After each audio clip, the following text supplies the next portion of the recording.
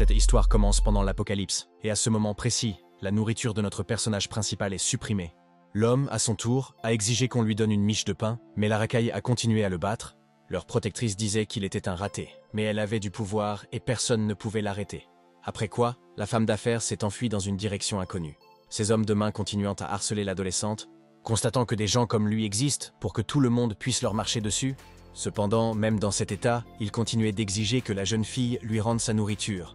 L'individu, perplexe, lui a immédiatement marché sur la main et a déclaré qu'il n'osait rien lui demander. Dans le même temps, elle a commencé à l'humilier de toutes les manières possibles, en disant qu'aucune fille ne sortirait avec un tel minable. Elle ajoute que Yu se repose actuellement auprès de son frère et qu'elle ne le regardera même plus. Le jeune homme était sous le choc de cette nouvelle et n'arrivait pas à croire que tout cela était vrai. À ce moment précis, le système de protection contre les engelures s'activa soudainement, car l'homme ressentit un fort désir de vengeance. Le programme informait également le nouveau propriétaire qu'il disposait de 10 millions de points qu'il pouvait dépenser avec des femmes. De cette manière, Chen avait la possibilité d'attirer les filles qu'il n'aimait pas, et leur niveau de colère était converti en points. De plus, le pain perdu lui fut rendu au centuple, ce qui constitua un bonus supplémentaire pour lui. Naturellement, l'adolescente comptait utiliser ses privilèges pour se venger de l'un. Soudain, une jeune fille inconnue interpella Yuya et lui ordonna de partir immédiatement. Le jeune homme se retourna et vit devant lui une personne plutôt jolie, aux longues jambes. La femme a immédiatement déclaré qu'elle ne lui donnerait pas à manger, le considérant comme un menteur qui s'était délibérément sali en prétendant être sans abri. L'homme se leva aussitôt et répondit avec assurance qu'elle avait manifestement moins à manger que lui. Un instant plus tard, le système le récompensa avec une baguette, qu'il lui donna en disant qu'il était de bonne humeur aujourd'hui. Shuyo était tout simplement furieux. Pour ce résultat, Chen a reçu 3000 points. Remarquant le regard perplexe de la jeune fille, l'adolescent décida de la surprendre encore davantage en lui offrant une autre portion de pâtisserie. Mais cette fois, le système l'a alerté de la sympathie accrue de Yao, croyant qu'il lui avait donné toute sa nourriture. Le jeune homme s'enfuit alors dans une direction inconnue. Et Shu, abasourdi, lui demanda à nouveau s'il n'avait vraiment plus rien. Mais Yu l'assura qu'il avait beaucoup de pain, et que si elle venait à manquer de nourriture, elle pourrait toujours compter sur lui pour l'aider. Le programme a immédiatement enregistré une nouvelle augmentation du niveau de sympathie de la jeune fille à son égard. Bien sûr, il en était immensément ravi et alla se promener en ville. Soudain, l'adolescent aperçut un couple adorable et, en y regardant de plus près, il reconnut la jeune fille. C'était Liu. Choqué, Yu demanda au protagoniste comment il s'était retrouvé là. Chen, pour sa part, se contenta de sourire en guise de réponse, démontrant ainsi son indifférence à leur égard.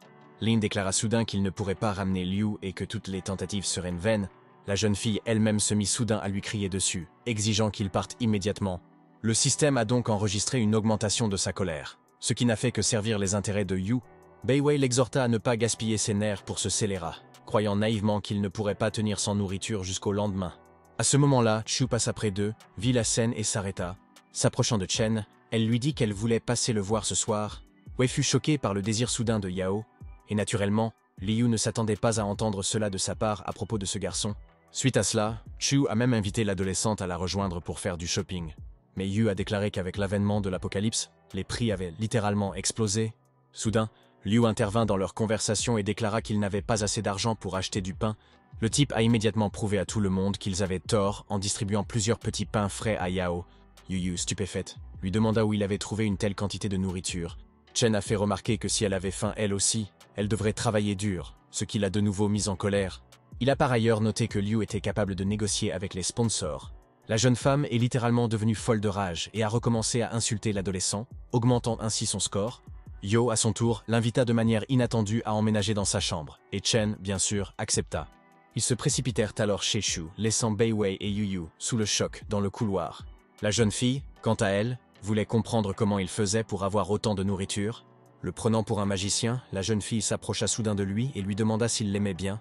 Le jeune homme se leva aussitôt de son siège et lui proposa de préparer le dîner, car il avait faim, ce qui l'intéressait d'autant plus qu'il n'était pas tombé sous le charme de ses ruses féminines. En réalité, l'adolescent avait beaucoup de mal à se retenir de rendre l'appareil. Alors qu'il se dirigeait vers la cuisine pour commencer à préparer le repas, il entendit à la télévision parler du mauvais temps annoncé.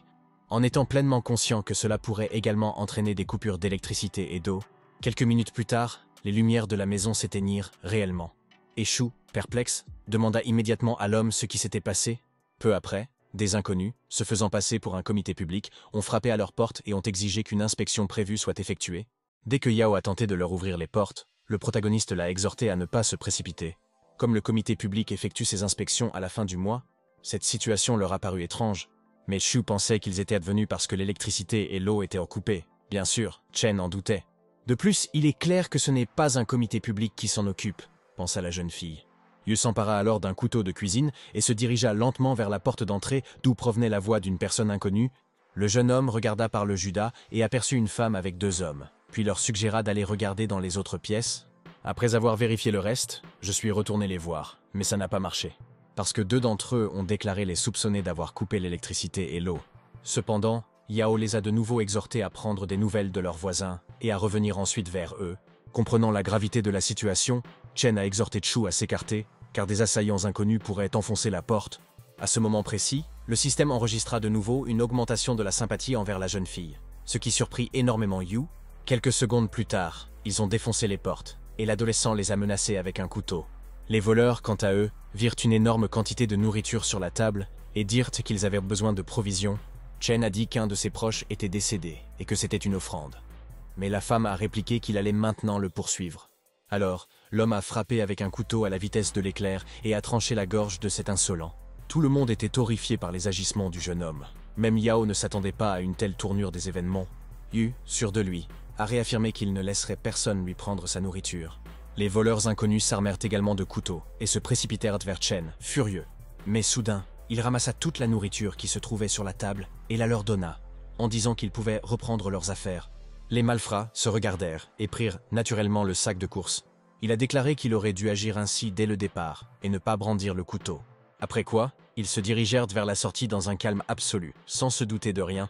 Chen en profita, attaquant l'un d'eux et lui assénant un coup fatal dans le dos. Yo, stupéfaite par le comportement de sa nouvelle colocataire, s'écarta. Son ami se retourna aussitôt et se précipita pour attaquer Yuya, mais le jeune homme parvint à esquiver l'attaque. Dans le même temps, Chen a exhorté Shu à ne pas crier, car ses cris pourraient faire accourir les autres. Le géant, furieux, déclara que cette nourriture lui appartenait et qu'il ne la lui céderait pas si facilement.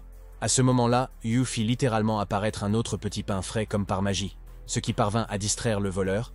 Chen l'attaqua alors et lui asséna un coup foudroyant à la gorge. Tout se passa très vite. Yao était tout simplement choquée par ce qui se passait, réalisant à quel point l'adolescent était fort. En même temps, elle n'arrivait pas à se calmer et criait sans cesse qu'ils allaient maintenant avoir de gros problèmes. Chen l'a de nouveau exhorté à se calmer et a décidé de consulter le système de stockage. Mais Shu ne s'est toujours pas calmé et a déclaré qu'il serait certainement envoyé en prison. Yu lui suggéra de les enterrer dans le jardin pour que personne ne sache ce qui s'était passé, mais à ce moment-là, Liu et ses amis arrivèrent. Le protagoniste sourit et fit remarquer que si tous mouraient subitement, il ne resterait plus aucun témoin. Cependant, Yu a réaffirmé qu'elle appellerait personnellement la police et qu'il finirait derrière les barreaux. Sans hésiter, Chen est passé à l'action et a frappé l'un, affirmant qu'ils avaient tout manigancé à cause de la nourriture. Comprenant qu'il était tout simplement devenu fou, ils commencèrent à lui demander un peu de pain pour ne pas mourir de faim. Naturellement, il a refusé de les aider et a déclaré qu'il serait heureux de les voir mourir. La jeune fille, furieuse, continuait d'insister sur le fait que sans l'apocalypse, personne n'aurait besoin de lui. Yu répondit qu'elle n'obtiendrait pas une miette de pain de sa part, et qu'elle n'essaierait même pas. Elle a ajouté que si elle voulait vraiment manger, elle devait le demander poliment. Wei, fou de rage, ordonna aussitôt à ses hommes de main de s'emparer de l'homme et de lui briser tous les os. Shu retira immédiatement ses chaussures et commença à se défendre, ce qui, bien sûr, fut vain. De plus, Yu a tout fait lui-même et a tué 2 des hommes de main de l'un, ce qui a choqué tout le monde. Liu et Wei reculèrent aussitôt, réalisant qu'il valait mieux ne pas s'en prendre à lui.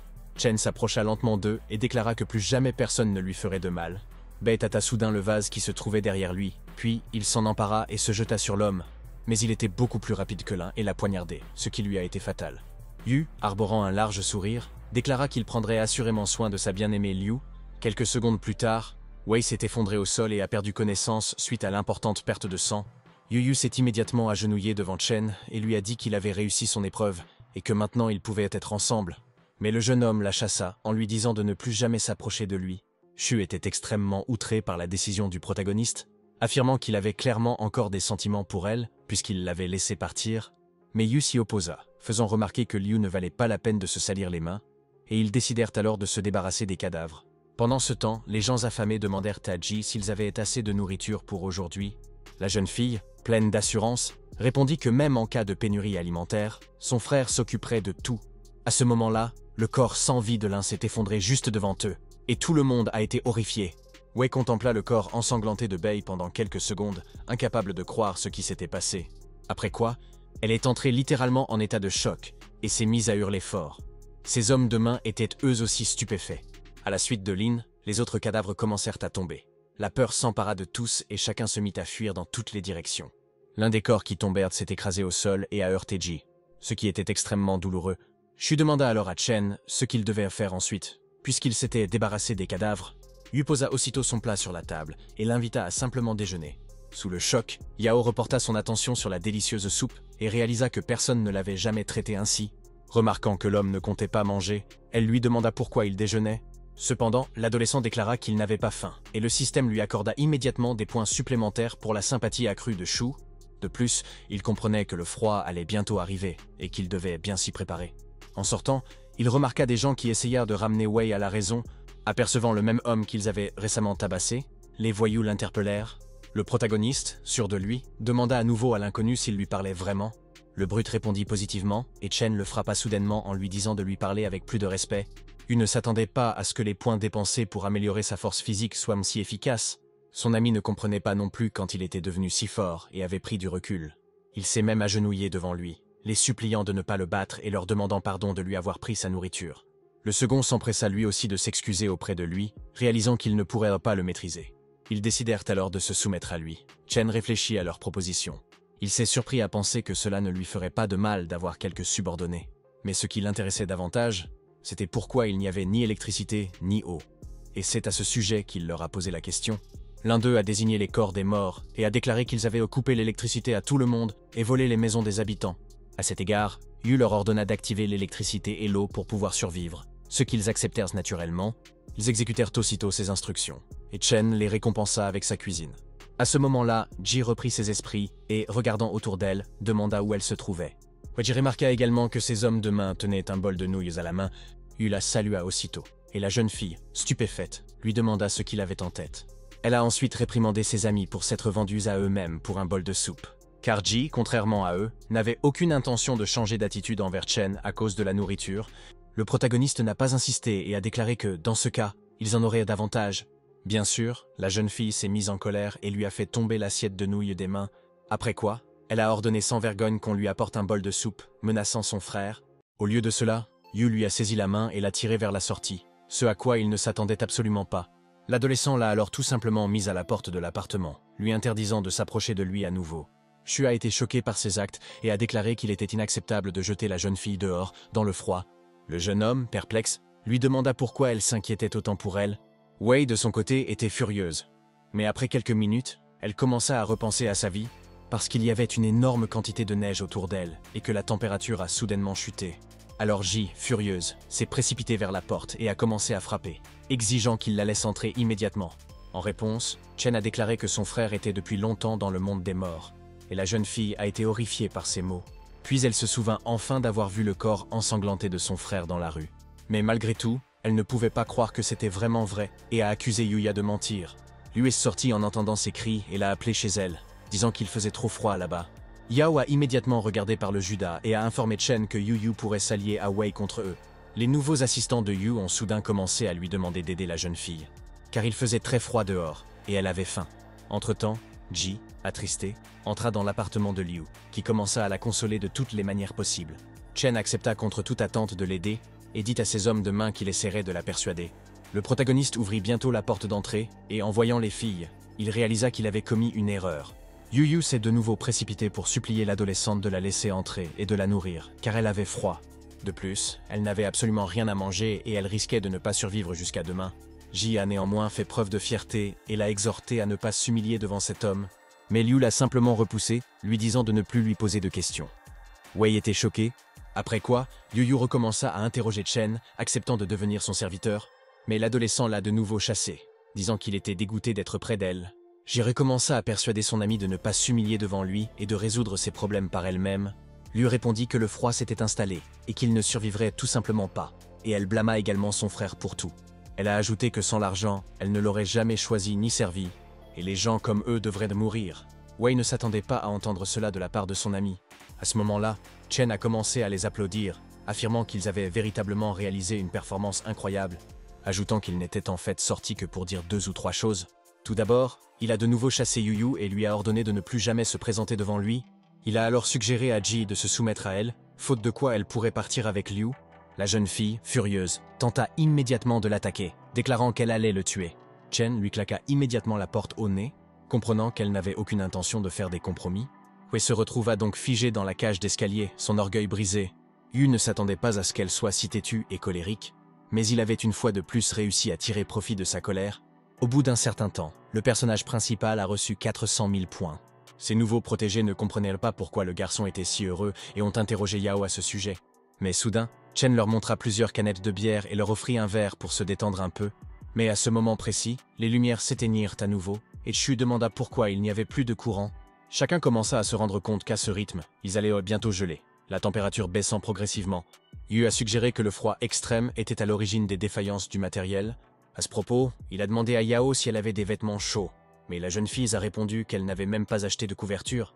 Il a ensuite demandé au système quand la prochaine catégorie du magasin lui serait accessible. Le programme indiquait que 500 000 points étaient nécessaires pour cela. Et Chen a commencé à insulter Chu afin d'obtenir le nombre de points manquants. Cela a naturellement fonctionné, et la jeune femme s'est mise en colère contre lui, disant que personne n'achète de vêtements d'hiver en été. Yu s'y opposa, affirmant qu'il faisait toujours des provisions pour l'hiver, mais elle n'avait pas envisagé cette possibilité. Les hommes de main de Chen, désemparés, ne comprenaient pas pourquoi ils s'étaient mis à se disputer. Supposant que c'était le froid qui les affectait, Yao entendit leurs murmures et leur ordonna de se taire immédiatement. Yu a rapidement rechargé ses points et a décidé de ne pas perdre de temps à examiner la sélection en magasin, espérant qu'on lui donnerait la possibilité d'acheter un appareil chauffant quelconque. Chu, de son côté, continua de crier, disant que le fait d'avoir de la nourriture ne signifiait rien. Le personnage principal l'ignora et finit par acheter l'objet dont il avait besoin dans la boutique du programme. Un instant plus tard, l'électricité est revenue dans l'appartement, ce qui a ravi tout le monde. Ya oublia aussitôt les insultes de l'adolescent et se calma. Chen commença alors à lui rendre les points qu'il avait dépensés. Il se rendit donc sur le balcon avec un haut-parleur, où il commença à insulter les passants. Ce faisant, il les a mis en colère, ce qui lui a valu un nombre considérable de points. Après quoi, le type a simplement regardé son solde se reconstituer, réalisant que de cette façon, il pouvait gagner beaucoup de points. Mais ses protégés étaient très inquiets de son étrange état, croyant qu'il était malade. Peu de temps après, il y pensa lui-même, lorsqu'il se mit soudain à tousser. « Mais lorsque j'ai vu mon solde actuel de plus d'1 million de points, la maladie a disparu. » Soudain, Chu lui demanda si tout allait bien, et naturellement il répondit par l'affirmative. Parallèlement, son état étrange semblait s'aggraver, puisqu'il ne répondait pas directement aux questions. Yo comprit qu'il valait mieux ne pas toucher à Chen, car on ignorait ce qu'il ferait d'autre. Mais au bout de quelques minutes, des gens en colère ont commencé à frapper à leur porte, que Yu a insulté depuis le balcon. Ils ont aussi menacé de défoncer la porte, et tout le monde a commencé à s'inquiéter. Cependant, cet homme sûr de lui a affirmé qu'il ne devait même pas s'inquiéter et qu'il réglerait tout. Bien sûr, ils avaient des doutes à ce sujet, car Chen était passé maître dans l'art des fausses promesses. La jeune fille et ses acolytes continuèrent de frapper à leur porte, exigeant que le jeune homme sorte, et menaçant de casser le tableau électrique. En regardant par le Judas, Yu reconnut la jeune fille comme étant la célèbre Xiner, ce qui était assez étrange. Il ouvrit bientôt la porte et lui tendit une masse, l'exhortant à détruire le bouclier, car il était inutile. Ces hommes de main furent surpris par le comportement caustique de l'individu. L'un d'eux s'en prit soudainement à l'un d'eux et le repoussa, ce qui ne fit que l'enrager. Le sbire de Xiner, fou de rage, passa immédiatement à l'action et s'empara du marteau de forgeron. Il frappa alors le blindage électrique d'un coup sec, le détruisant ainsi. La jeune fille arrogante fit remarquer que maintenant il saurait comment insulter les gens. Cependant, en quelques secondes seulement, le tableau électrique a été rétabli. Tout le monde était sous le choc et ne comprenait pas comment cela était possible. Ils le fixèrent longuement, tandis que le protagoniste se moquait ouvertement d'eux. Il a déclaré qu'il n'avait même pas réussi à casser le tableau électrique, ce qui les a une fois de plus mis en colère. En conséquence, le voyou recommença à frapper violemment la boîte. Mais comme auparavant, il s'est rétabli instantanément sans une seule égratignure. Ils étaient horrifiés. Chen, de son côté, a déclaré que Sun avait mauvais goût en matière d'homme, puisqu'elle avait choisi un homme extrêmement faible. Alors le jeune homme en colère s'empara de nouveau du marteau et se précipita pour attaquer Yuya. Il esquiva aisément le marteau et lui lança un regard plein d'assurance. Il riposta alors par un coup à la jambe, assez douloureux car il avait de nouveau augmenté sa force physique. En même temps, il le traitait de faible et inutile, car un vrai homme se doit d'être fort. L'irrépressible seigneur déclara soudain que dès qu'il n'aurait plus de nourriture, il devrait sortir pour en chercher. Mais Chen lui a immédiatement démontré ses talents exceptionnels et a préparé plusieurs plats. Ils restèrent littéralement suspendus dans les airs. Tout le monde était une fois de plus stupéfait par le talent de l'adolescent. Sun, stupéfait, demanda au protagoniste où il avait trouvé la nourriture, réalisant qu'il possédait manifestement des super-pouvoirs. Naturellement, Il ne lui répondit pas. Alors elle ordonna à ses pupilles de détruire sa maison. Chen remit aussitôt à ses hommes de main des paniers d'œufs pourris et les incita à attaquer les étrangers. Il s'est aussitôt mis à exécuter son ordre et a commencé à leur jeter des objets aussi répugnants. Ainsi, la colère de Xiner commença à monter, et Yu gagna une fois de plus beaucoup de points. Le vieil homme lui ordonna de s'arrêter et de demander pardon à la dame. Mais au lieu de cela, il lui mit un panier d'œufs sur la tête, après quoi, il le poussa sur le côté, le faisant immédiatement tomber au sol.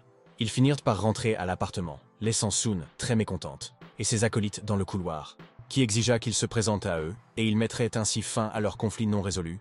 Inquiet, Yao demanda à Chen ce qu'il devait faire ensuite, car il était clair que Xiner n'allait pas céder. Mais Yu les a assurés qu'ils ne parviendraient pas à forcer cette porte, et il est allé lui-même interroger le système sur la nouvelle catégorie de magasins.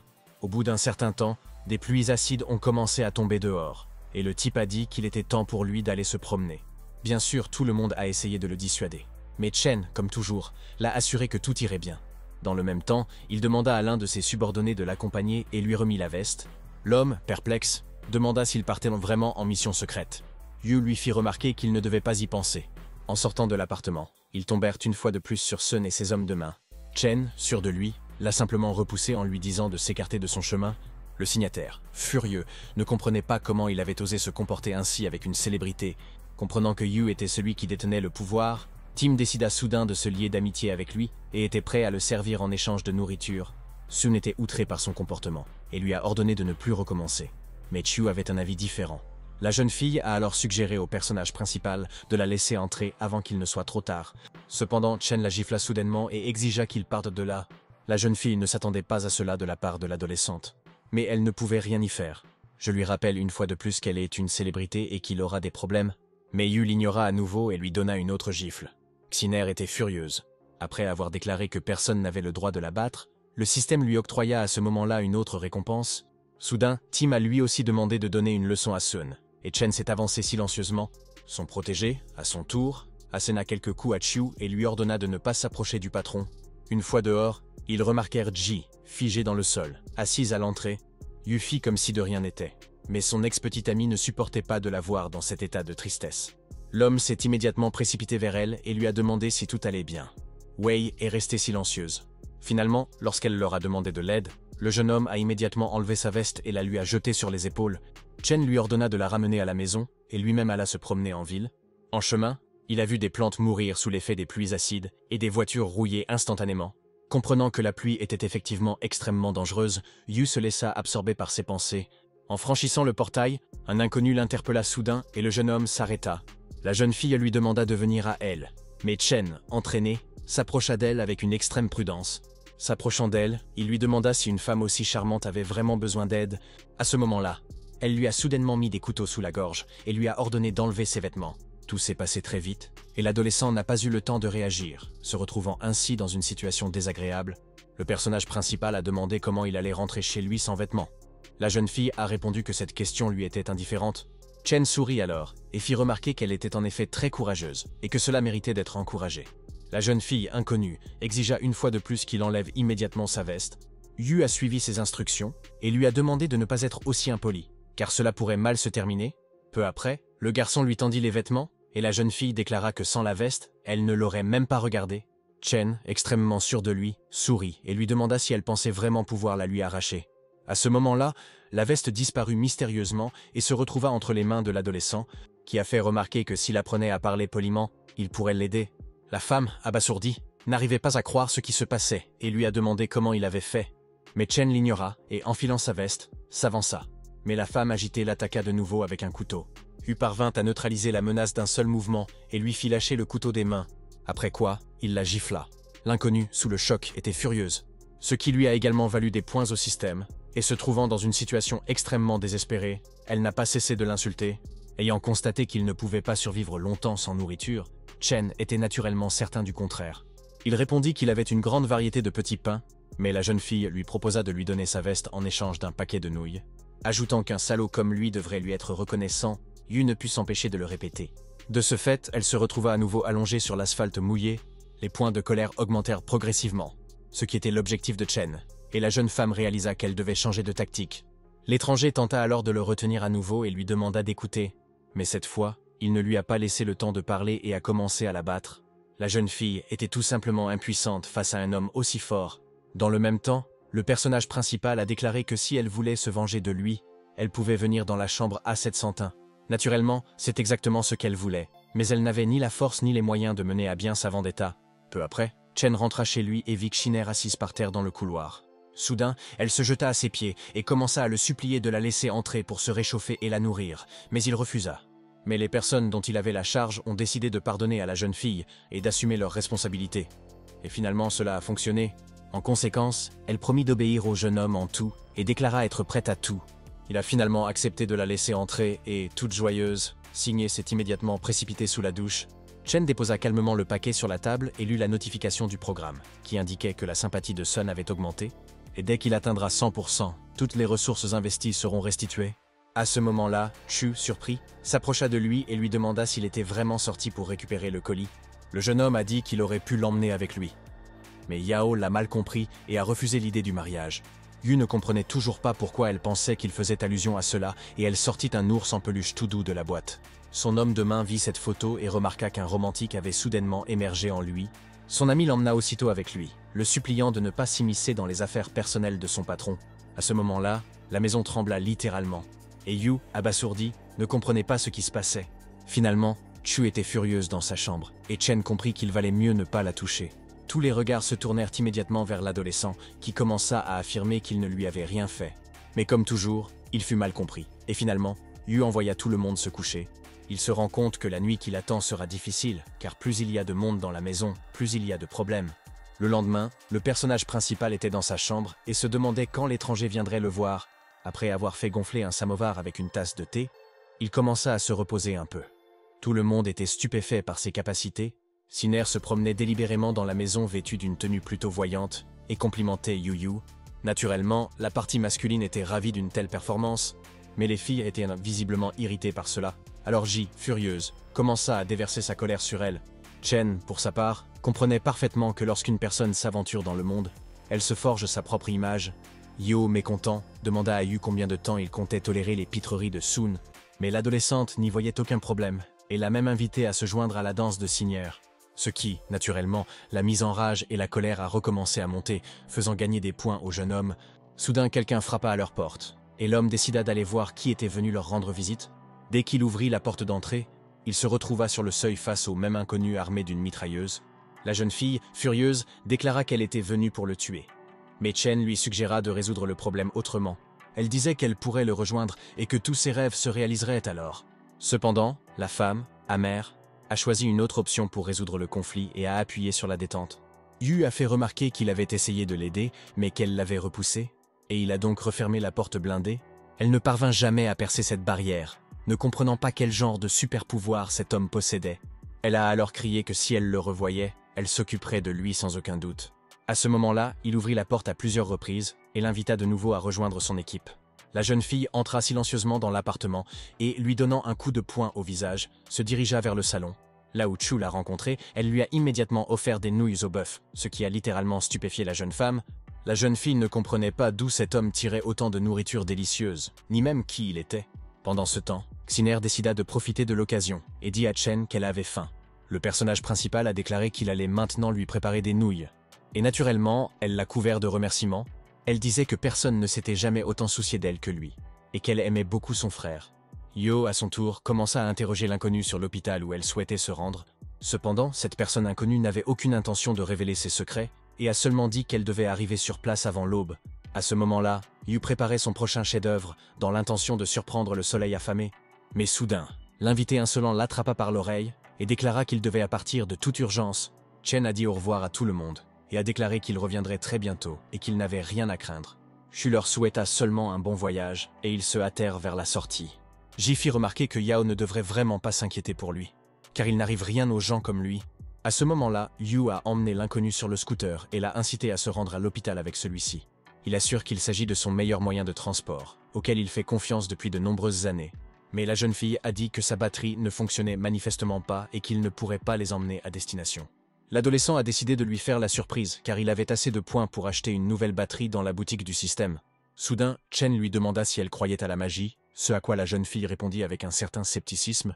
Elle a commencé à le frapper et était très nerveuse à l'idée de ne pas pouvoir se rendre à l'hôpital. Yu, stupéfaite, commença à comprendre qu'elle était véritablement une femme inadéquate. Au même moment, elle s'est soudainement enfuie dans une direction inconnue, tout en continuant d'insulter le type, mais un instant plus tard, l'adolescent s'est approché d'elle en voiture et l'a incitée à s'asseoir à l'arrière pour ne pas perdre de temps. Au moment de partir, elle demanda au protagoniste comment son scooter n'avait pas rouillé sous les pluies acides. Chen a répondu que sa veste était protégée de la pluie, sans parler de son scooter, qui, lui, n'en avait certainement pas peur. La personne insatisfaite, comme toujours, répondit effrontément qu'elle n'en savait rien. Yu interrompit soudainement son monologue furieux et l'exhorta à s'accrocher fermement. La jeune fille se demandait s'il pouvait être le sauveur dont son père lui avait parlé. Le système a immédiatement converti sa colère en points, et il a également enregistré une augmentation de la sympathie de Chiang. Contre toute attente, Chen a demandé à Ju sa mitrailleuse afin de pouvoir l'améliorer avec les points qu'il avait accumulés. La jeune fille, perplexe, lui demanda s'il savait vraiment comment améliorer les armes. Yu effectua silencieusement l'opération nécessaire sur le fusil, et celui-ci changea même. Après un certain temps, ils atteignirent enfin leur destination, où un garde les attendait. Qiang a immédiatement sauté du scooter et s'est présenté, mais le membre du personnel hospitalier ne l'a pas laissé passer. Il a commencé à dire qu'il se fichait de qui elle était, et qu'elle pouvait représenter une menace pour les gens. Parce qu'il est porteur de diverses maladies, son entrée est donc interdite. Chen n'a pas pu s'empêcher de lui ordonner de surveiller son langage, mais cela n'a eu aucun effet sur le garde, qui continuait à se montrer insolent et à les insulter de toutes les manières possibles. L'adolescent a alors sorti une mitrailleuse. Finalement, quelques balles ont convaincu l'arrogant employé de l'hôpital du contraire. Son corps inanimé s'est instantanément effondré au sol, ouvrant ainsi la voie à l'hôpital. Après quoi, le personnage principal se mit à le frapper, s'en prenant même aux morts. Dans le même temps, il l'a qualifié de racaille de la société. Car les gens doivent être traités comme des êtres humains, mais à ce moment-là, 3 autres gardes sont arrivés à leur côté. A rapporté Zhu, Yu pointa aussitôt son fusil sur eux et leur ordonna de s'arrêter, mais en vain. Le jeune homme se mit alors à leur tirer dessus avec son arme, et il parvint ainsi à en tuer 2. Le 3e tomba à genoux et commença à implorer sa pitié, car il avait une famille et devait la nourrir. Chen le frappa immédiatement et violemment à la tête avec la crosse de son fusil, simplement pour l'assommer. Peu après leur entrée, Chiang aperçut le médecin et se précipita aussitôt vers lui. Le vieil homme, stupéfait, lui demanda comment elle avait fait pour marcher sous la pluie acide. Zhu l'ignora et posa une question en retour. Elle s'intéressait au progrès d'une certaine expérience, mais à ce moment-là, Chiang remarqua que Yu s'approchait de l'infirmière et demandait à être examinée.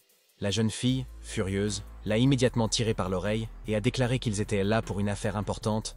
Le médecin, surpris, demanda qui était cet homme. Zhu répondit que sans lui, elle ne serait pas arrivée à l'hôpital.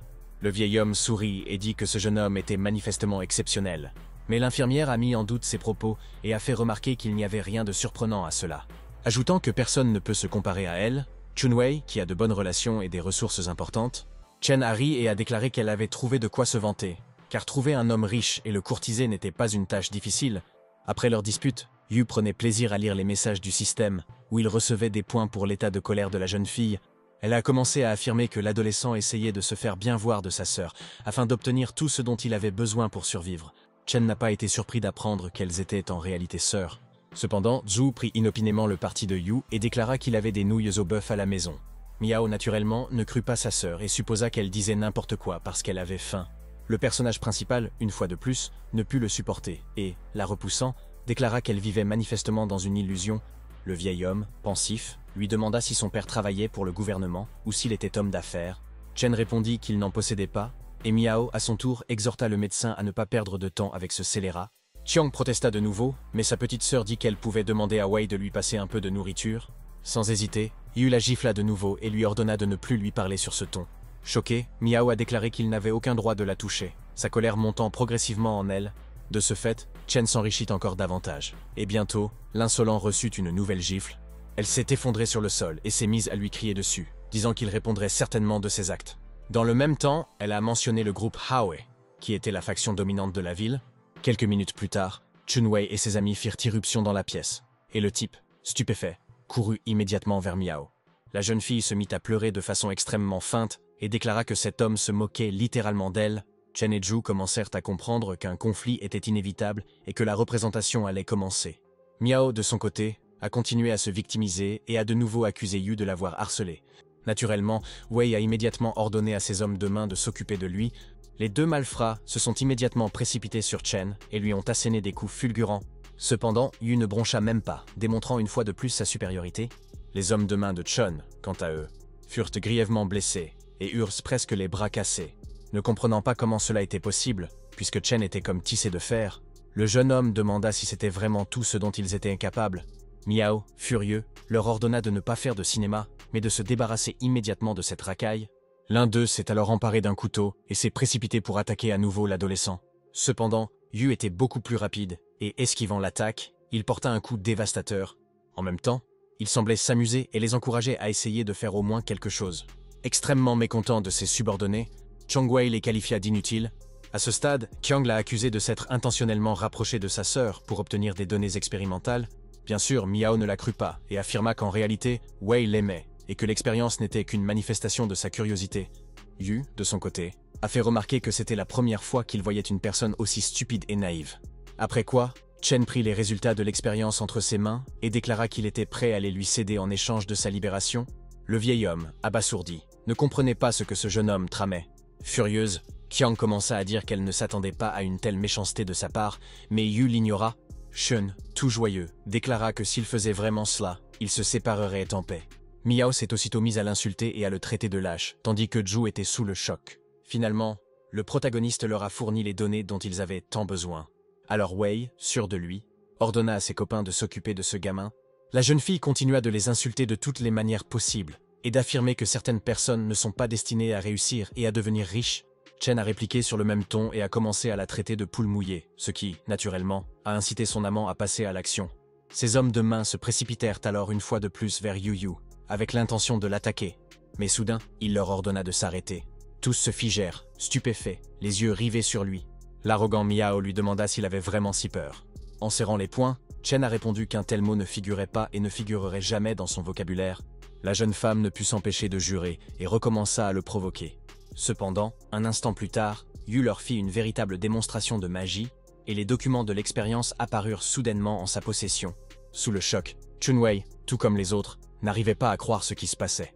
Extrêmement inquiet, Miao a immédiatement ordonné aux malfrats d'emporter ces documents importants. Mais à ce moment-là, Chen les avait déjà brûlés, ce que personne n'aurait pu prévoir de la part d'un adolescent déjanté. Les gardes du corps de Wei se dirigèrent de nouveau vers lui, espérant pouvoir sauver au moins une petite partie des documents. Mais Yu, miraculeusement, leur jeta une corde par-dessus le cou et attacha ainsi Miao et Chun aux autres. Ainsi, ils furent tous absolument immobilisés. Même Zhu ne s'attendait pas à un tel retournement de situation. Avec professionnalisme et une grande confiance en soi, Chen a déclaré qu'il ne verrait jamais ces documents. Mais Qiang était toujours furieux car il avait brûlé tous les documents relatifs à l'expérience. Soudain, l'homme posa ses mains sur ses épaules et lui demanda si elle croyait au destin. La jeune fille, perplexe, réfléchit un instant, se distrayant ainsi brièvement du sujet. Après quoi, avec une certaine naïveté, elle a déclaré qu'en fait, elle croyait vraiment au destin. Cela fit rire Chen, qui commença à dire qu'on ne pouvait pas croire à de telles absurdités. La colère de Qiang ne cessait de croître, et il semblait qu'elle ne pouvait plus contenir ses émotions. Yu a calmement demandé au système de convertir tous les points qu'il avait reçus. Il a ainsi réussi à gagner plus de 2,5 millions de points, mais cela ne suffisait pas, car Zhu le saisit à nouveau par l'oreille et exigea une explication. Chen a tenté de la calmer et a déclaré qu'il assumerait l'entière responsabilité de la documentation de l'expérience. Soudain, le vieil homme lui demanda s'il était lui aussi chercheur. À ce moment-là, Miao, furieux, se mit à insulter le médecin, affirmant que tout était de sa faute. Yu lui a ordonné de se taire, car la seule personne stupide, c'était elle. Dans le même temps, elle a exigé que Chen la détache immédiatement, mais il ne l'a évidemment pas fait. Il a déclaré qu'il valait mieux tenir un chien enragé en laisse, et que si elle continuait à se comporter ainsi, les conséquences seraient désastreuses. Miao a littéralement réduit en cendres le personnage principal de son regard haineux. À ce moment-là, Yao, encore ensommeillée, était assise en silence sur le canapé. Sun, passant près d'elle, lui demanda si elle n'avait pas dormi de la nuit. Shu a simplement déclaré tristement qu'elle n'arrivait toujours pas à s'endormir. Puis elle a de nouveau fixé un point précis. Shiner fit remarquer qu'elle ne devait pas s'inquiéter pour Yuya, car c'était un homme fort et qu'il pouvait tout gérer. Elle a ensuite demandé ce qu'elle voulait pour le petit déjeuner. Mais au lieu d'une réponse, Shiner a entendu le clic caractéristique de la serrure. En sortant dans le couloir, elle vit l'irrépressible Yao se diriger vers la porte d'entrée. Bien sûr, elle a essayé de l'en dissuader en lui disant qu'il était pratiquement impossible de se rendre à l'hôpital seul. Mais l'obstiné Chu ne l'écouta pas et sortit aussitôt de l'appartement à la recherche de son bien-aimé. Elle a alors demandé de l'aide à Ji, mais la jeune fille a refusé, car Chen avait tué son frère. S'ensuivit une dispute entre eux et ils se querellèrent, allant chacun dans sa chambre. Entre-temps, le jeune homme a assuré au médecin qu'il était capable de forcer l'évolution des gènes humains. Mais avant cela, il offrit à chacun un encas, et un instant plus tard, de délicieux plats apparurent sur la table. Tout le monde était stupéfait par les compétences de cet homme. Miao a déclaré que c'était impossible car toute la nourriture était monopolisée. Chong Wei opta pour une tactique différente et commença à se lier d'amitié avec Chen, affirmant avoir exécuté tous ses ordres. Tout en mangeant les boulettes de viande, Yu lui demanda à nouveau s'il était vraiment prêt à tout faire. Miao a alors elle aussi commencé à adhérer à ce plan, affirmant qu'elle pouvait également l'aider. Dans le même temps, elle a laissé entendre qu'elle était bien plus expérimentée que sa sœur, et Chen a profité de l'occasion pour l'encourager à démontrer ses compétences. Zhu, stupéfait, commença aussitôt à nier. Mais Yu resta inflexible et exigea confirmation de ses propos. Qiang l'a exhorté à interrompre ce spectacle, car les hommes de Aoye allaient certainement venir ici bientôt. Cependant, l'adolescent, comme toujours, était confiant en ses capacités et affirmait qu'il les maîtriserait facilement. Mais Zhu, furieux, déclara que le jeune maître étudiait les arts martiaux depuis de nombreuses années et qu'il ne pouvait pas le vaincre. Quelques secondes plus tard, une personne à l'extérieur a exigé qu'on leur remette les documents de recherche, menaçant de démolir l'hôpital. Au même moment, un inconnu et ses hommes ont commencé à affirmer qu'ils allaient tous les tuer en moins d'une minute. Son homme de main, un peu simplet, lui conseilla d'entrer et de s'occuper de tout le monde. Cependant, le jeune maître s'abstint de cette idée, disant qu'il pourrait la finir comme ses gardes. En guise de réponse, l'homme déclara qu'ils avaient l'air un peu lâches, et reçut aussitôt une gifle de son client. Qiang, à son tour, poussa un petit cri sur le balcon et aperçut Bai, qu'elle rapporta aux autres. Le protagoniste l'encouragea à prendre son temps et à grignoter, et Zhu fut choqué par sa frivolité. Soudain, le vieil homme déclara que les données avaient été détruites, ce qui signifiait que Xiao n'avait besoin que de lui, et qu'il valait donc mieux partir. Mais Chunwei déclara qu'ils étaient désormais définitivement piégés, et que personne ne sortirait vivant d'ici. Chen l'a immédiatement calmé, mais Miao continuait de crier qu'ils étaient au 3e étage, dans le laboratoire. Ainsi, Bai et ses camarades connaissaient l'emplacement de leurs adversaires et des documents. Son serviteur accourut de nouveau vers lui et lui dit qu'il était temps d'agir et de faire sortir Miao. Mais Xiao le gifla à nouveau et lui ordonna de lui apporter immédiatement les explosifs. À ce moment-là, Yu sortit calmement de l'hôpital et demanda s'il était vraiment ce maître d'arts martiaux. Bai lui ordonna de revenir et de dire au patron que s'il ne rapportait pas les données expérimentales, ils mourraient tous. Chen a rétorqué aussitôt qu'il n'avait jamais eu et n'aurait jamais de patron. Surpris, Xiao remarqua qu'il n'y avait que 3 personnes dans la ville capables de provoquer un tel tumulte. Yu sourit et déclara qu'il devrait alors croire au 4e artisan. Bai, à son tour, décocha soudain un coup fulgurant et Chen fut projeté sur le côté. Tout s'est passé trop vite et il n'a eu aucune chance d'esquiver l'attaque. Il est clair que cette personne est forte et qu'il faut être extrêmement prudent avec elle. L'arrogant Xiao a déclaré qu'il n'aurait pas dû faire le dur. Après avoir essuyé le sang, Yu se demanda si c'était tout ce que le grand maître pouvait faire. Bai, stupéfait, lui posa une question en retour. Pourquoi le garçon était-il si pressé de mourir? Témoin de la scène, Zhu, impulsive, décida de l'aider, mais le médecin la dissuada. Profitant de la situation, Miao et Chongwei ont commencé à exiger qu'on les détache immédiatement. Sa sœur a même promis d'intercéder en faveur de Qiang pour que Xiao ne la touche pas. Cependant, Zhu ne se laissa pas prendre au piège et refusa de le faire, mais Miao continua de la persuader. Xiang ignora tout simplement sa sœur et se précipita de nouveau vers la fenêtre pour voir ce qui allait se passer ensuite. Et malgré tous les efforts de Miao pour influencer la décision de sa sœur, celle-ci n'a pas succombé à sa manipulation. À un certain moment, elle est devenue hystérique et a exigé que Zhu la détache. À ce moment-là, Chen continuait d'affronter un adversaire extrêmement dangereux en la personne de Xiao, qui a ordonné à ses hommes de main de poser des explosifs pendant qu'ils s'occupaient de cette racaille. Il a déclaré que si le bébé tentait de l'arrêter, il y perdrait la vie. Cependant, Yu, sûr de lui, n'était pas prêt à abandonner et l'a même encouragé à le tester. À ce moment-là, l'assistant de Bai l'attaqua, croyant naïvement que Chen n'avait rien de spécial. Mais soudain, Qiang apparut sur le champ de bataille. La jeune fille se précipita courageusement dans la bataille et ordonna au garçon de s'enfuir. Mais au même moment, elle a reçu un violent coup à la tête et a littéralement été projetée sur Yuya. Ils adoptèrent donc tous deux une position horizontale, et, de ce fait, perdirent la bataille. Chen lui demanda pourquoi elle était si grosse, mais la jeune fille, furieuse, ne laissa pas ses plaisanteries sans réagir. Même dans un moment aussi périlleux, il continuait à s'amuser, tandis que Xiao déclarait que se cacher derrière une femme n'était pas viril. Tout le monde s'est mis à rire de Yu, parce qu'en réalité, il n'avait aucune compétence. Chen a alors demandé au système d'échanger des points, ce qui a été fait, mais malgré cela, il lui manquait encore plus de 300 points, ce qui devint un problème. Il s'est alors mis à insulter Zhu, disant qu'elle n'aurait pas dû venir ici. Naturellement, la jeune fille en colère lui répondit sur le même ton, lui permettant ainsi de gagner quelques centaines de points. Mais cela ne suffisait pas. Yu continuait de la blâmer pour tout et disait qu'elle ne faisait que lui barrer la route. Xiang, abasourdi, ne comprenait pas pourquoi il se comportait ainsi. Zhu partit alors malgré tout, disant que s'il voulait mourir, elle ne l'en empêcherait pas. Un instant plus tard, le système a crédité les points de compétence manquants, ce qui était ce que Yu souhaitait. Pendant ce temps, les gardes du corps de Bai attaquèrent l'adolescent, avec l'intention de l'achever. Mais au dernier moment, Chen a réussi à échanger des points grâce au programme. En conséquence, les habitants de Aoi se sont soudainement figés sur place et se sont retrouvés incapables de bouger, après quoi, soudain, une explosion retentit. Xiao ne comprit pas ce qui se passait, ni pourquoi son garde avait explosé. Naturellement, Qiang se posa la même question et fit immédiatement demi-tour. Là, j'ai vu Chen, indemne, debout et confiant. Bai, effrayé, lui demanda comment il avait fait et qui il était. Yu répondit qu'il lui avait donné la possibilité de partir, mais que Xiao ne l'avait pas saisi. Le jeune maître, abattu, s'agenouilla aussitôt devant lui et reconnut sa défaite. Le système a instantanément attribué au propriétaire plus de 3000 points en raison du niveau de colère débordant de Bai. Mais Chen ne comprenait pas la raison d'une telle importance accordée à la haine. Peu après, une voiture de luxe s'arrêta à leur hauteur, et Jiao en sortit, et demanda à Xiao si c'était bien le spectacle qu'il voulait lui montrer. Le jeune maître ne savait pas comment s'expliquer auprès d'elle, conscient que cela passerait pour une excuse ridicule. Gao était une représentante de l'une des 3 familles les plus influentes. Et pour sa colère, le système lui a accordé une récompense décuplée. Le protagoniste ne comprenait pas pourquoi Qiang était si en colère, car Hao venait de sortir de la voiture. De plus, les points de friction étaient trop nombreux. Et Zhu, à son tour, était de nouveau furieux. Soudain, Zi s'approcha de Chen et, lui prenant la main, salua l'adolescent. Zhu bouillonnait littéralement de colère, mais elle ne pouvait pas influencer la situation à l'échelle mondiale, ne ressentant que de la jalousie. À ce moment-là, le docteur Shin s'approcha d'eux, et Gao fut heureux de le voir. La jeune fille a déclaré que s'il partageait ses recherches sur la modification génétique, il pourrait changer le monde pour le mieux. Yu ne resta pas silencieux, et lui demanda pourquoi le professeur devait partager les données expérimentales avec elle. Xiao a répondu que sa famille comptait de nombreux chercheurs de talent dans ce domaine, ainsi que des ressources importantes. Chen demanda à nouveau pourquoi les meilleurs médecins ne pouvaient pas obtenir ce résultat par eux-mêmes.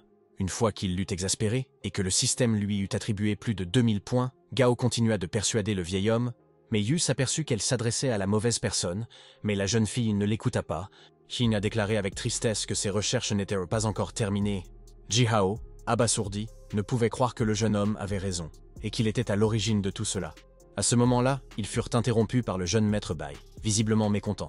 Tous les regards se tournèrent immédiatement vers lui. Gao, à son tour, lui demanda ce qu'il tramait réellement. Puisqu'il y avait des caisses d'explosifs autour de lui, Xiao sortit un briquet et déclara que s'il ne lui remettait pas les documents de recherche, il les ferait tous sauter. Il a ajouté que très bientôt il se les approprierait, et que toutes les familles les plus importantes s'inclineraient devant lui. Chen l'a traité d'arrogant et plutôt stupide, ce qui l'a mis en colère. Fou de rage, Bai sortit aussitôt son pistolet et lui ordonna de se taire. Mais Yu n'en avait aucune intention. Xiao ordonna alors à ses hommes d'enfermer tout le monde dans le bâtiment, ce qu'ils firent. Ils se retrouvèrent donc tous enfermés à l'intérieur de l'hôpital, se demandant comment ils pourraient en sortir. Mais même lorsque la situation semblait désespérée, le personnage principal n'a pas perdu courage, persuadé qu'il trouverait forcément une solution. Cependant, Jiao, furieux, se mit à insulter l'adolescent, lui disant qu'il devrait les aider à sortir. Ainsi, pour reconstituer son niveau de colère, le système lui attribua instantanément une nouvelle portion de points. Le docteur Qin affirmait que cet homme était véritablement doué et qu'il n'avait rien à craindre, mais les autres en doutaient. Cependant, ils n'avaient d'autre choix que de faire confiance à Chen, qui commença à élaborer un plan d'évasion. À ce moment-là, Bai a disséminé des explosifs partout et les a fait exploser. Quelques secondes plus tard, une explosion se produisit, ce qui ravit Xiao, qui crut que son adversaire était vaincu. Après tout, même un être éveillé ne pourrait survivre à une explosion d'une telle ampleur. Son serviteur en douta aussitôt et demanda si cela fonctionnerait à coup sûr. Mais le jeune maître répondit par l'affirmative. Mais un instant plus tard, Chen apparut dans la fumée qui se dissipait et demanda si c'était tout ce qu'il pouvait faire. Sous le choc, Bai se retourna lentement et vit Yuya, indemne, entouré de ses amis. L'adolescent sourit et fit remarquer que la prochaine fois, il devrait utiliser davantage d'explosifs. Xiao, abasourdi, n'arrivait pas à croire ce qui venait de se passer et commença même à penser qu'il n'était pas humain du tout.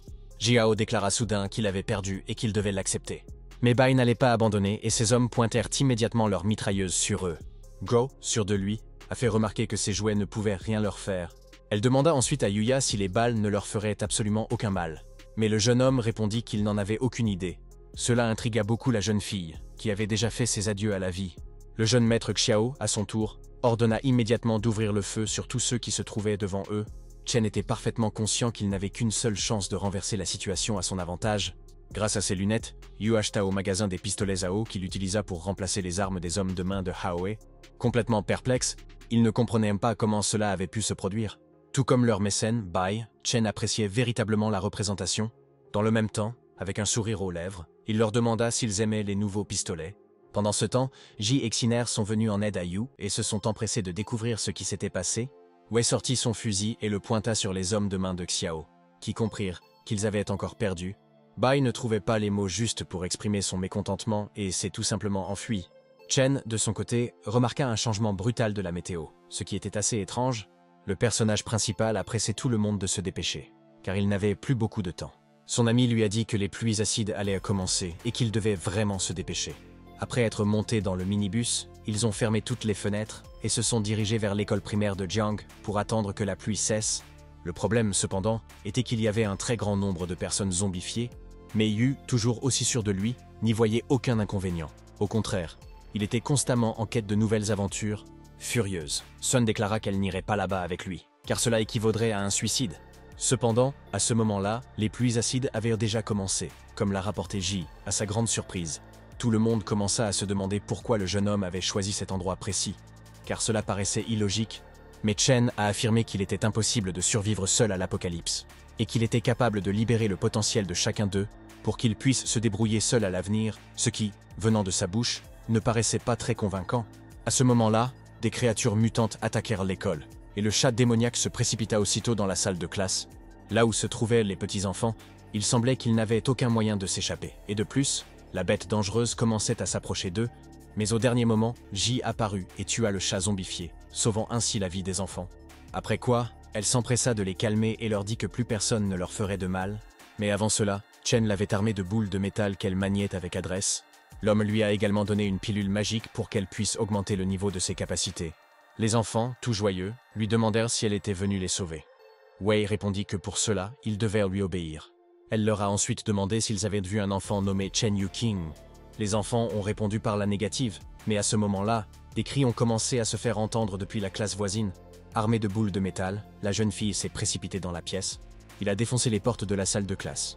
Elle a commencé à regarder autour d'elle, et a vu son ami, qui a sauvé la jeune fille d'une créature mutante et a tout fait pour lui plaire. Ji, furieux, lui lança une des balles en disant que ce n'était pas le moment pour de tels jeux. Après quoi, Wei a demandé à une des élèves si elle avait vu un enfant nommé Yuqing. La jeune fille commença à raconter toute l'histoire des événements qui s'étaient déroulés au début de l'apocalypse. Ils s'étaient tous retrouvés piégés. Les provisions de la cantine ont rapidement été épuisées. Puis des personnes zombifiées ont fait irruption et ont commencé à mordre tout le monde. Mais à ce moment-là, il y a eu un bruit. Et Ji a demandé à tout le monde de rester en classe pendant qu'elle allait voir ce qui s'était passé. Le bruit provenait d'en haut, là où Wei se dirigeait, emportant avec elle les mêmes boules de fer.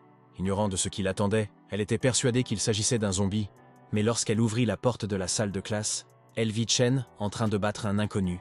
S'approchant de lui, Ji lui demanda ce qui s'était passé et pourquoi il le battait. L'adolescent a alors raconté ce qui s'était passé. Comment il avait cherché Xiao et couru partout dans l'école. Soudain, il entendit la voix de sa sœur et courut dans la salle de classe. Mais elle n'y était pas. Au lieu de cela, un inconnu l'a abordé et lui a demandé ce qu'il faisait là. Chen expliqua qu'il était le frère de Yuqing et qu'il était venu la ramener chez elle. Mais lorsque l'inconnu lui a demandé de prouver qu'il était son frère aîné, Yu a été choqué. Il a dit qu'il venait la chercher toutes les semaines. Mais l'homme a refusé de lui parler et a essayé de fermer la porte. Le jeune homme l'en empêcha et le mit au défi de prouver qu'il était bien enseignant. L'étranger se tourna vers les enfants et leur demanda qui il était. Et ils répondirent tous à l'unisson qu'il était le maître Zhao. Considérant cela comme un argument, il a de nouveau demandé à Chen de quitter la pièce, mais Yu a fait remarquer que, puisqu'il ne croyait pas que Qing fût sa sœur, il devait également présenter des preuves plus convaincantes. Naturellement, un conflit a surgi entre eux et ils ont commencé à se disputer. Soudain, Chen lui a demandé d'appeler sa mère pour prouver qu'il était bien son fils. Sinon, il promit de lui arracher la tête, car il le considérait comme une nouvelle sorte de zombie. Un instant plus tard, Zhao tenta de frapper le protagoniste, mais celui-ci lui attrapa le poing et commença à le retenir. Après quoi, il a crié à Yuqing de se cacher dans un coin de la classe, sous une chaise. Après quelques secondes, la jeune fille répondit qu'elle l'avait fait, tandis que Zhao ne comprenait pas pourquoi il était si fort. Il fit de son mieux pour lui résister, mais Chen était bien plus fort que lui. Finalement, Yu lui asséna un coup fatal, et le garçon fut projeté sur le côté. L'adolescent entra ensuite dans la salle de classe assez calmement, déclarant qu'il parlait trop. Il a payé pour ça, il vaut donc mieux qu'il se retire discrètement et qu'il ne pose pas de questions stupides. Mais à ce moment-là, il entendit soudain une voix féminine inconnue, et regarda autour de lui. Zhao, battu, a déclaré qu'il s'agissait de l'enseignante Wenlan, et les enfants se sont immédiatement mis à hurler. Après quoi, il recommença à parler beaucoup trop, mais Yu le calma rapidement. Ji était horrifié par le récit du garçon et commença à déclarer qu'il avait clairement agi de manière imprudente. Soudain, un bruit étrange se fit entendre au fond de la pièce, et une petite fille sortit en rampant des cartons. Reconnaissant son frère, elle cria aussitôt son nom. Et c'est ainsi que Chen retrouva enfin sa sœur. Yu, fou de joie, courut vers elle en lui disant de ne plus jamais lui faire une frayeur pareille. La jeune fille promit que c'était la dernière fois, et se jeta elle aussi dans ses bras. Mais Ji, furieux, les pressa de se dépêcher, disant que ce n'était pas le moment. De plus, comme il n'avait toujours pas trouvé les autres, Chen a soudainement déclaré que Gao pouvait en fait manipuler les zombies. À ce moment-là, Jiao parlait effectivement à une autre créature mutante. La jeune fille lui a implanté des informations qui l'ont rendu fou. Parallèlement, elle était absolument convaincue que tout problème pouvait être résolu par l'écoute, la recherche et l'analyse, sachant que, quoi qu'il soit devenu, Paul se retirer ne fera que le rendre plus affamé et plus méprisé par les autres mutants. À un certain moment, Stoltz s'est figé sur place et a semblé être neutralisé. Ji, de son côté, observait la scène et prenait conscience de sa force mentale. L'héroïne a découvert de manière inattendue des similitudes entre elle et Tong Sanzang. Jiao, furieux, lui demanda s'il voulait vraiment vivre une telle expérience lui-même. Naturellement, il a refusé, et soudain la jeune fille a demandé si c'était vrai qu'ils avaient tous des super-pouvoirs. Mais Gao l'ignora et pressa tout le monde de quitter les lieux, car l'endroit était vraiment extrêmement dangereux. L'étudiante s'est aussitôt mise à remercier ses sauveurs, mais Chen a fait remarquer qu'il était venu pour sa sœur. Le système a instantanément enregistré une augmentation de la sympathie de Hao, et s'il parvenait à la gagner, Yu pourrait recevoir 10 millions de points. L'homme, encore sous le choc, commença à comprendre qu'il devait vraiment prendre soin d'elle. Sachant qu'il pouvait devenir fabuleusement riche, la jeune fille continuait de s'incliner devant eux, exprimant sa gratitude. Soudain, un des hommes de main de Chen demanda s'il pouvait emmener tous les enfants. Yu répondit que c'était impossible. Après tout, il y a beaucoup de jardins d'enfants dans le quartier et ils n'ont pas matériellement cette possibilité. Jihao, à sa grande surprise, l'a soutenu. Cependant, Ji ne partageait pas leur avis, affirmant qu'il pouvait au moins essayer. Comprenant parfaitement que Chen est en réalité une personne hors du commun et qu'il possède certains pouvoirs. À ce moment-là, une sirène retentit à l'extérieur, et Gao se précipita aussitôt vers la fenêtre. Ils ont déclaré que des monstres extrêmement dangereux s'approchaient d'eux et qu'ils ne pourraient pas s'échapper. Wei a déclaré tristement qu'à cause des pluies acides, ils allèrent devoir passer la nuit ici. À ce moment-là, un grand nombre de personnes zombifiées avaient envahi le hall de l'école. Ji a dit qu'elle allait essayer de nettoyer les étages inférieurs, après quoi, elle est descendue par les escaliers. Jiao a décidé de rester dans la région pour aider les autres. Le personnage principal resta avec elle et commença à affronter les morts qui s'approchaient d'eux. Soudain, le chien démoniaque attaqua l'un de leurs amis et parvint à le blesser. Mais le jeune homme a fait preuve de courage et a repoussé le monstre, malgré ses graves blessures. Yu, de son côté, décida de se frayer un chemin à travers la foule de monstres jusqu'à la voiture pour récupérer Shin, qui jouait insouciant à des jeux vidéo sur sa tablette, sans prêter attention à ce qui se passait. Se précipitant vers la voiture, Chen abattit un autre zombie monstrueux d'un seul coup. Il frappa alors à la porte du vieil homme et l'exhorta à sortir immédiatement du minibus. En sortant de la voiture, Shin regarda autour d'elle et réalisa que l'adolescent était en effet incroyablement fort. Après quoi, ils se dirigèrent vers l'école par l'autre côté, où il n'y avait pas de démons. Lorsqu'ils entrèrent à l'intérieur, ils trouvèrent des corps éparpillés de personnes zombifiées. Yu remarqua que c'était clairement l'œuvre de Qiang. Un instant plus tard, Zhu apparut derrière le garçon et lui demanda s'il voulait se joindre aux autres. Elle a également déclaré avoir fouillé le premier étage et y avoir trouvé 5 enfants, mais qu'il leur fallait encore un bon plan. À son retour, Chen demanda à Jihao quelles étaient leurs chances de survie s'ils tentèrent de forcer le passage. Zhao réfléchit un instant, puis déclara qu'ils avaient une faible chance de succès. En entendant cela, l'adolescent ordonna immédiatement d'attaquer, et Hao, furieux, cria que c'était du suicide. Mais sa sœur, avec un sourire aux lèvres, a affirmé que son frère réussirait sans aucun doute. Cela a rendu Zi encore plus furieux, augmentant ainsi les gains de points de Chen. Yo demanda à son tour à Gao quelles étaient leurs chances de survivre à la nuit. La jeune fille affirma avec assurance que si les mutants ne les découvraient pas, ils pourraient passer la nuit sur place. Ils n'avaient donc pas vraiment le choix, et rester à l'école était la meilleure option. L'homme, visiblement effrayé, a fait remarquer qu'il attendait toujours que cette folie prenne fin, mais qu'elle était manifestement encore loin. Le protagoniste demanda soudain à Jihao quel genre de monstre viendrait à eux et ce qu'ils aimaient. Le vieil homme, surpris, demanda au jeune homme s'il avait déjà un plan pour la suite des opérations. Chen a répondu qu'il y réfléchissait encore et qu'ils devaient bien se préparer à la rencontre avec les mutants. Soudain, l'évidence lui est apparue, et il a déclaré qu'il existait en fait une méthode efficace. Et tout le monde a commencé à lui poser des questions. Mais Yu les ignora et demanda au système quelle catégorie serait débloquée ensuite. Le programme répondit que la modification génétique lui serait désormais accessible. Et Qiang se précipita aussitôt vers lui et répéta la question. Après tout le monde était impatient de découvrir ce que Chen avait concocté, mais il les a exhortés à attendre le soir. L'adolescent a ensuite préparé le dîner pour que chacun puisse reprendre des forces et se préparer au cauchemar.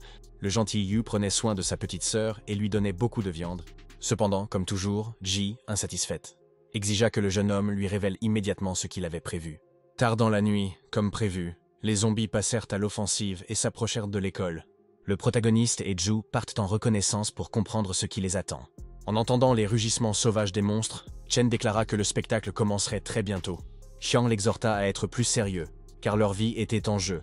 Tandis que les mutants se rapprochaient, contre toute attente, Yu retourna en classe, où il se remit à manger.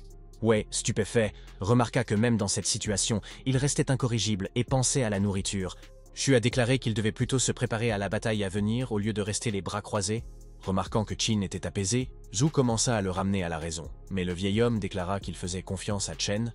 Il a ajouté que, puisqu'il avait décidé de manger à nouveau, cela signifiait que c'était nécessaire pour la suite de son plan. Yu le remercia de sa confiance et fit remarquer qu'il comprenait parfaitement la situation. Bien sûr, les autres ne partageaient pas leur légèreté, et Jihao, furieuse, exigea de nouveau que le type lui révèle son plan. L'ignorant, Chen demanda au vieil homme s'il était rassasié, mais Qin répondit qu'il avait faim. Finalement, il annonça qu'il préparait de la viande pour vaincre les monstres. Après quoi, il demanda à Qiang d'aller en reconnaissance. Il était également nécessaire de créer du brouillard pour réduire leur visibilité. Et il ordonna à Sun et Ji d'attendre que les zombies s'approchent. Pour les attaquer plus tard, Jiao était leur arme secrète, qui devait entrer en scène au moment le plus crucial. Yo a déclaré que, dans ce cas, elle travaillerait à la mise en œuvre d'un plan visant à faire revenir Zhu. Yu demanda alors à Chao de protéger Chu, mais l'adolescent demanda ce que Chen ferait. L'homme sourit et dit qu'ils verraient tout bientôt et qu'il leur suffisait d'attendre un peu. Comme prévu, ils créèrent un épais brouillard dans lequel les monstres se perdirent tout simplement. Le personnage principal se lança alors à la chasse aux zombies et commença à les exterminer, ce qui s'avéra être une affaire assez simple, puisqu'ils erraient seuls dans la fumée. Chen, doté d'une confiance en soi inébranlable, a vaincu chaque démon avec une habileté remarquable et sans la moindre difficulté. Mais à un certain moment, il baissa sa garde, et le mort l'attaqua par derrière. Le jeune homme eut juste le temps de se retourner avant que la boule de métal de Ji ne transperce la tête du mutant. Yu, désemparé, ne comprenait pas ce qui s'était passé ni pourquoi il s'était soudainement effondré au sol. Un instant plus tard, le ballon lui a volé jusqu'à la tête.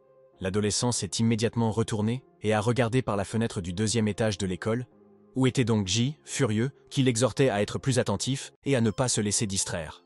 Shiner, pour sa part, fit remarquer que ces zombies n'étaient pas aussi intelligents que Jihao l'avait affirmé. Mais Shu a rétorqué que sans l'écran de fumée, ils auraient déjà percé. À ce moment-là, l'un des démons suivants s'est soudainement embrasé de flammes bleues.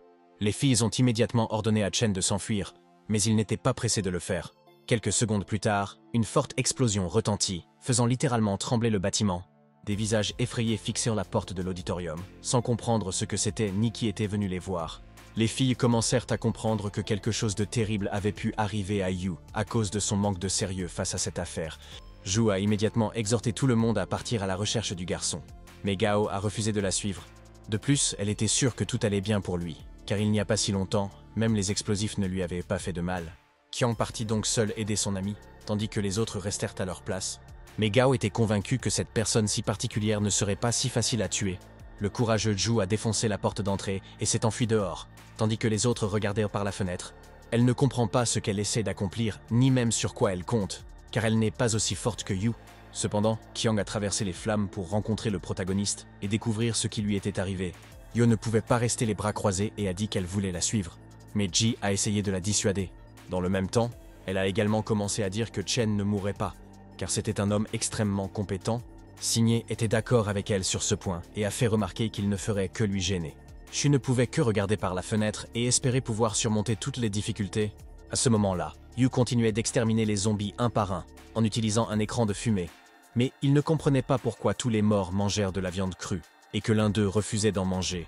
Les filles ne pouvaient détacher leurs yeux du combat de Chen contre les mutants et étaient toujours émerveillées par son courage. Shao a soudainement déclaré qu'il était vraiment incroyable et digne d'être appelé chef.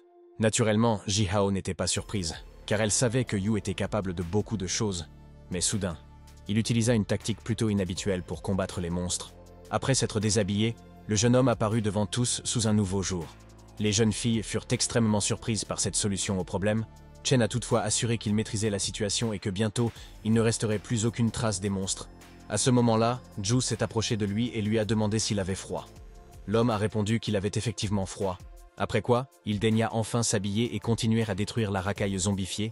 Mais à ce moment-là, le brouillard s'était dissipé et les mutants étaient de plus en plus nombreux. Et bientôt, il les avait complètement encerclés.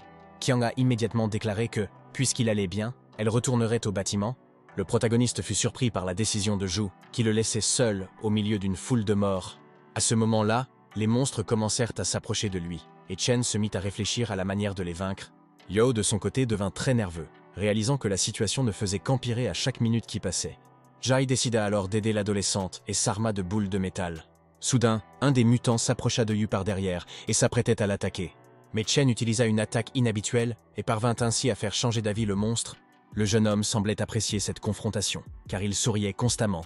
Les autres représentants de l'au-delà se précipitèrent aussitôt vers lui, mais une surprise les attendait. Yu a immédiatement crié à Xiner d'utiliser sa super arme. Wei s'était déjà couvert les oreilles avec des écouteurs, et Chen s'était également empressé de se protéger. Après quoi, Sun se mit à émettre bruyamment divers sons dans le mégaphone, ce qui eut immédiatement un effet sur les zombies, qui semblaient désorientés et ne savaient pas quoi faire ni où aller.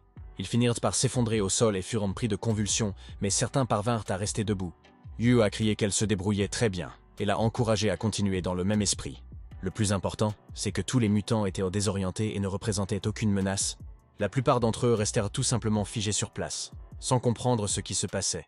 Shin et les autres se posèrent la même question, car cela ne pouvait les distraire que temporairement. Mais cela n'attira que l'attention d'autres monstres, ce qui inquiéta énormément Gao. Le vieil homme fit remarquer qu'à ce rythme, tout le monde accourait bientôt vers eux, mais il croyait toujours au plan de Chen. Il ne pouvait rien faire d'autre qu'attendre la suite du spectacle, en espérant que cela fonctionnerait. Shao, à son tour, a demandé à Yu Qing de rester en classe car il avait besoin d'aider Shu. La jeune fille lui tendit aussitôt un bonbon et lui dit qu'il devait revenir sain et sauf. L'homme, surpris, la regarda et lui dit que tout irait parfaitement bien. Ajoutant qu'il ne mangeait pas de sucreries, le jeune homme se dirigea ensuite vers les autres, encourager la petite fille à être courageuse et à ne pas avoir peur de quoi que ce soit.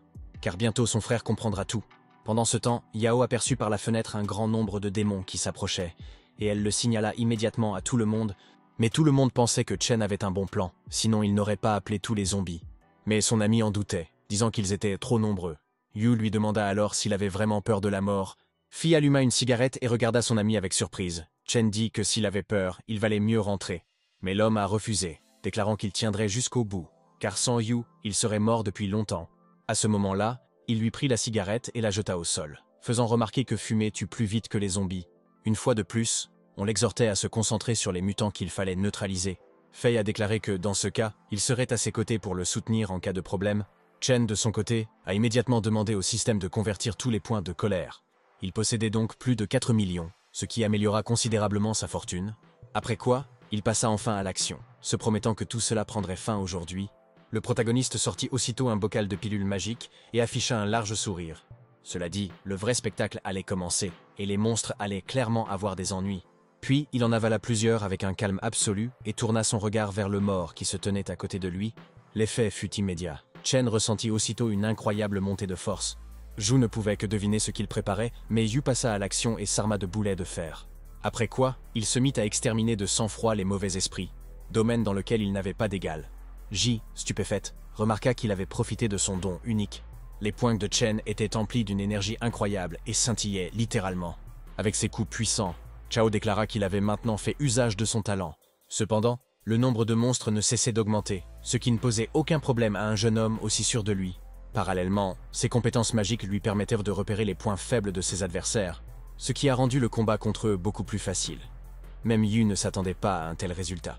Yo a déclaré avec surprise qu'il possédait en réalité toutes leurs capacités. À ce moment-là, l'un des malfrats l'attaqua par derrière, ce que Zhu, inquiet, lui rapporta. Naturellement, Chen était préparé à un tel scénario et a immédiatement esquivé l'attaque. On ne pouvait pas en dire autant de son adversaire, qui semblait perdu dans le temps, ne comprenant pas pourquoi le gamin était si rapide. Après quoi, Yu s'en débarrassa sans aucune difficulté, le renvoyant dans le monde des morts.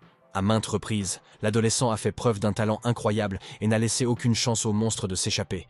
Il ne pouvait tout simplement rien faire contre lui, bien sûr. Il a profité de son avantage. Grâce à l'utilisation constante de compétences uniques, il les a facilement mis à la retraite. Xian se surprit à penser qu'elle n'avait jamais vu une telle puissance inimaginable auparavant. Naturellement, Shu était également ravie des talents de combattante de son bien-aimé. On ne pouvait pas en dire autant de Jie. Mais Hao a déclaré que ce bruit pourrait attirer des adversaires plus sérieux. Mais Qin était sûr que le jeune homme avait prévu une telle évolution des événements. Soudain, le téléphone de Gao sonna. Lorsqu'elle a décroché le téléphone, elle aurait été informée de certains problèmes, tandis que Chen continuait à détruire des zombies. À ce moment-là, l'aube s'était levée et Yu savait parfaitement que le moment était venu de lui réserver une surprise. Cependant, Jiao est sorti en courant vers lui et lui a signalé une urgence dans le district ouest et lui a demandé de l'aide.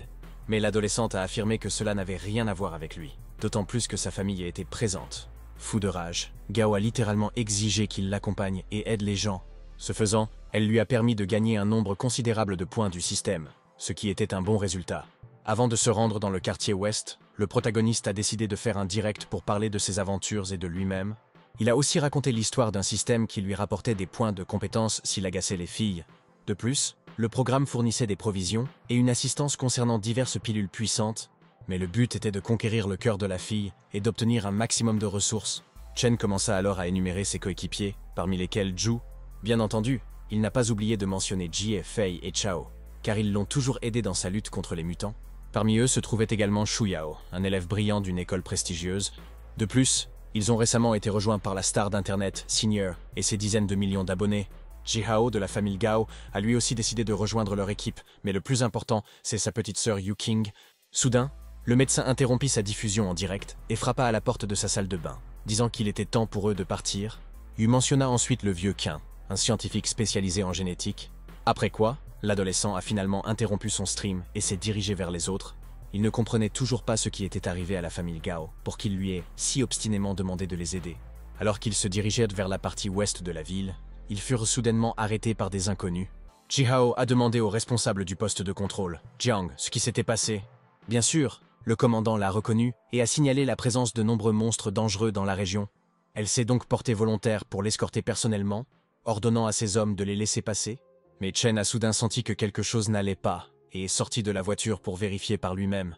Il demanda alors à la jeune femme quelle était la raison de sa politesse pompeuse. Jiang, stupéfaite, lui demanda en retour qui il était et pourquoi il lui parlait sur un tel ton. Fei et Chao ont immédiatement déclaré que leur chef était la personne la plus forte et la plus invincible. Bien entendu, une telle prestation a irrité la jeune fille, raison pour laquelle le système lui a attribué un nombre considérable de points. S'approchant d'elle, Chen l'exhorta à ne pas le mépriser et à le traiter correctement. Le major, amer et nerveux, demanda s'il le provoquait délibérément et s'il voulait mourir. Ayant accumulé quelques milliers de points supplémentaires, le jeune homme sourit, et l'un ne put se retenir et tenta de le frapper. Cependant, Yu, d'une rapidité fulgurante, lui attrapa facilement la main. La jeune fille ne s'attendait pas à ce que le garçon soit aussi rapide. Chen décida alors de faire un pari avec elle, en lui disant que s'il parvenait à la battre, elle lui donnerait son numéro. Mais Jiang sortit discrètement son pistolet de l'autre main et tira un coup de feu sur lui. Tout le monde fut choqué par ce revirement de situation inattendu et se précipita vers lui. La commandante, quant à elle, s'est comportée comme si de rien n'était, ce qui, pour elle, était une routine. Après quoi, elle s'est approchée calmement du personnage principal et a déclaré qu'il était lui-même responsable de ce qui s'était passé. Perplexe, Jiao exigea qu'elle s'explique, puisque le type ne lui avait rien fait de mal. L'insolente Lin fit remarquer qu'elle n'avait pas l'intention d'obéir à ses ordres, mais seulement de protéger la famille Gao. Shu, furieuse, lui demanda de quel droit elle avait tué une civile. Jiang a répondu que toute apocalypse entraînerait un nombre considérable de morts parmi les gens ordinaires. Yao bouillonnait littéralement de colère, déclarant qu'elle n'osait pas dire de telles choses. Lin regarda alors effrontément les autres filles en colère droit dans les yeux, et leur demanda qui pouvait l'arrêter. Tout le monde garda le silence. Alors Jiang pressa Jihao d'aller voir le président, car il l'attendait depuis longtemps. Mais Sinier lui a demandé de ne pas faire cela, réalisant que cette personne préparait clairement quelque chose de mal. Soudain, Lin se mit à parler de Bai, qui avait échoué dans sa mission et dont elle devait maintenant terminer le travail. Après tout, elle n'aurait jamais imaginé qu'on l'enverrait attraper plusieurs ratés. À ce moment-là, Chen se leva brusquement et se mit à rire, horrifiant tout le monde. Même Lin ne s'attendait pas à un tel retournement de situation et lui a demandé comment il avait survécu. L'adolescent, comme toujours, se mit à faire le spectacle et prétendit qu'il ne s'y attendait pas lui-même. Jiang, furieux, a déclaré qu'il avait eu de la chance d'échapper de justesse à la balle, mais que la prochaine fois serait la dernière. Yu sourit de nouveau et dit qu'il voulait seulement la taquiner et qu'il n'avait aucune intention de lui faire du mal. Lin pointa de nouveau son arme sur lui et lui demanda s'il se croyait vraiment plus fort qu'elle. L'individu, extrêmement sûr de lui, a répondu que sinon il ne serait pas allé aussi loin. Jiang arma le pistolet et déclara que Xiao lui avait promis beaucoup d'argent, qu'elle soit vivante ou morte, donc cela ne posait aucun problème pour elle. Le protagoniste a demandé à la femme arrogante si elle aimait vraiment être le chien de quelqu'un. À ce moment-là, ses hommes de main pointèrent également leurs mitrailleuses sur lui. Et un instant plus tard, l'un tira de nouveau sur Yu. Cependant, il a miraculeusement échappé au pire, continuant à provoquer Jiang. Ils se mirent alors à lui tirer dessus ensemble, mais Chen esquiva facilement leurs rafales. Au bout d'un certain temps, ils se retrouvèrent à court de munitions, ce dont le jeune homme profita rapidement. Après avoir déclaré que c'était maintenant à son tour de les surprendre, la jeune fille recula aussitôt. Elle savait parfaitement qu'elle ne pourrait pas supporter une personne aussi singulière, mais elle n'avait pas d'autre choix. Elle commença donc à l'attaquer la première, mais Yu esquiva facilement tous ses coups.